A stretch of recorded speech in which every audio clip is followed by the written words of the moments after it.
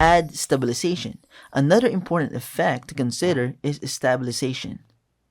Removing camera shake or jitter from your footage helps to create smoother and more professional looking videos. To apply this stabilization, we need to use an effect named Warp Stabilizer Effect. First, select the clip on the timeline that you want to stabilize. Then, go to Effects panel by clicking on the window at the top, click on Effects. Here, the Effects panel, right here. In the search bar, type Warp Stabilizer. Once located, click and drag the Warp Stabilizer effect onto the clip on the timeline. After applying the effect, Premiere Pro will analyze the clip and stabilize it automatically.